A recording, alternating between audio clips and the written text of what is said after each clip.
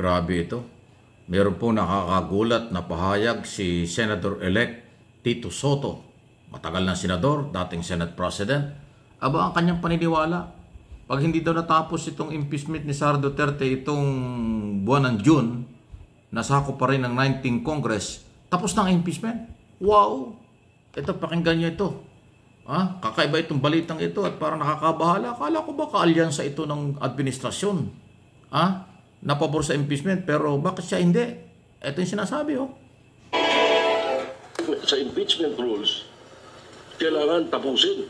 Kailangan ba tapusin? Kailangan tapusin yung impeachment. Yung Senate rules ang nagsasabi, based on the Constitution, na pag-adjourn sinili kayo, lahat ng business nyo patay. It's a justiciable issue, pwede dalhin sa Supreme Court. Hindi natatapos ang isang impeachment proceeding na nakahain na sa Senado. At ihambing natin ito sa isang kaso sa korte. Once a case is filed with the trial court, the judge may retire, the judge may get promoted, but the case stays on with the trial court. Ayun. So ayan po malinaw. Yun yung napakinggan, dalawang boses. Yung una, si Senador Tito Soto. Yun ang kanyang paniniwala. Pag natapos na itong 19th Congress sa June 30, tapos na daw ang lahat ng business sa Senado. Kasama ang impeachment. Wow! Kasi magsisimula pa lang Sabi naman po ni Congressman Defensor ng Iloilo, na membro ng prosecution team, prosecutors at abogado, hindi ganon. Ang lahat ng, kahit matapos ang Kongreso, ang lahat ng yung ibang mga business tapos na. Pero ang impeachment itutuloy. At yan daw ay hindi pwedeng itigil. So magkaiba. Sa tayo maniniwala, kay attorney, Congressman Defensor o kay actor, politician Tito Soto. Magkaiba Isang artistang politiko at isang abogadong politiko. Ang sabi ng abogado, hindi ganoon. Pag naumpisahan ng impeachment, tuloy-tuloy yan kahit tapos na yung 19th Congress. Pero ang sabi naman ni Soto, tapos na raw. Pag hindi natapos hanggang June 30. Wow! Sabi ko na sa inyo Di ba sinabi ko na sa inyo dati yan? Yung alyansa ni Pangulong Marcos before election, sinabi ko na, recycle na mga politiko.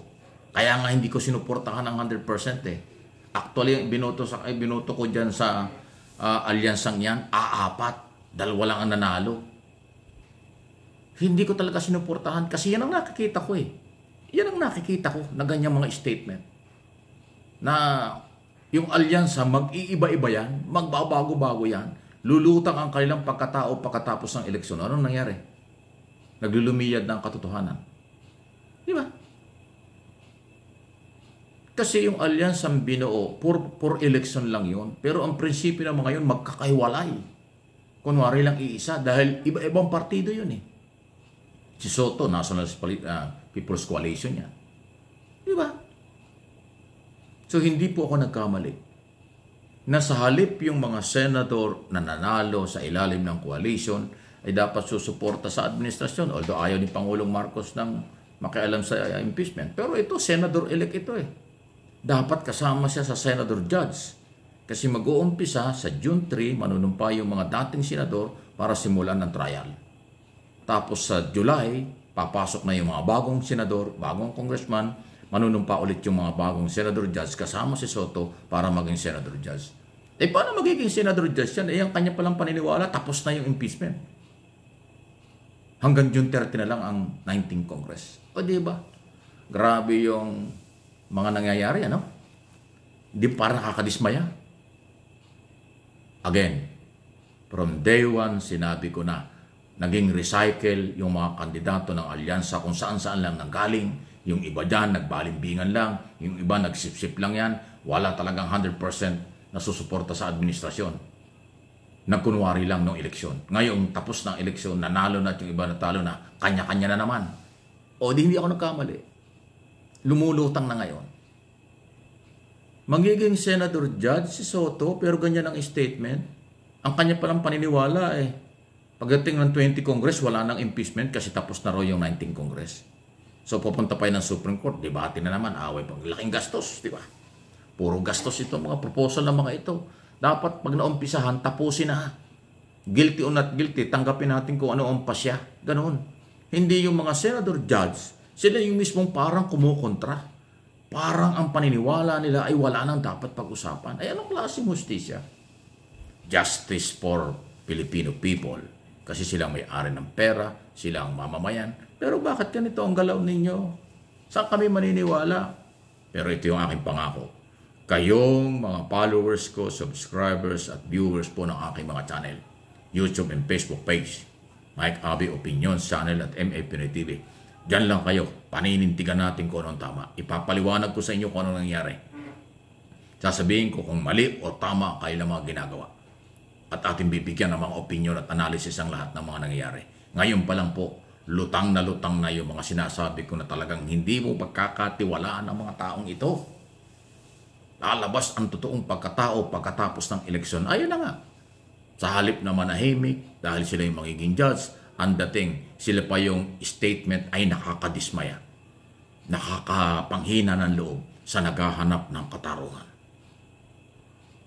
Ang impeachment ay naaayon sa saligang batas. Yung sinasabi mo, Senador, pasintabi na, rules lang yan ng Senado. Sa sinasabi mo, under daw ng rules ng Senado, pag natapos ang 19th Congress, wala na, pati impeachment, wala na rin. Eh, rules niyo yun. Ay, yung saligang batas, hindi naman nagbago. Ano ba sinasabi ng saligang batas? Pag ang impeachment sa Kongreso, pag natapos sa Kongreso, dinala sa Senado, kailangan mag-trial. Wala naman sinabi ang saligang batas na may limit ng 2 araw, 3 linggo, 3 buwan. Diba? Ang sinasabi ng saligang batas, isang impeachment lang sa isang impeachable official sa 1 taon. Yun ang sinasabi. Walang sinabi doon na pagtapos na, yung Congress tapos na rin ang impeachment. Eh sabi nga ni Defensor, hindi. Yun lang ilang panukalang batas at gawain ng isang senador at congressman. Yun ang pagka natapos ang Congress, tapos na yun. Pero ang impeachment daw po hindi. Wow! Nanlilito ba kayo? O kayo yung nanlilito? Inulit ko kayo ba'y nanlilito sa kaisipan ng taong bayan? O kayo mismo yung nanlilito? Dinadamay pa nyo kami. Tatawa na lang Ako hindi ako nalilito, sinusundan ko. Diba, hindi naman tayo nagmamagaling. Pero lang, paliwanag ko yung aking nalalaman. Kung naniniwala kayo, salamat. Kung hindi, wala kayo. Pero ako, paninindigan ko, dapat tuloy. Dapat merong closure. Hindi pwede yung bitin. Lalo lang iinit ang politika. Tapusin. Guilty or not guilty. Si Sara Duterte, iba yung tapos. Diba? Iba yung close case kaysa sa ititigil kasi dahil sa kung ano-anong technical issue. Ang katarungan, patuloy yan dapat ipinaglalaban. Hindi pinupolitika. Hindi binibitin. Di ba? Ayos.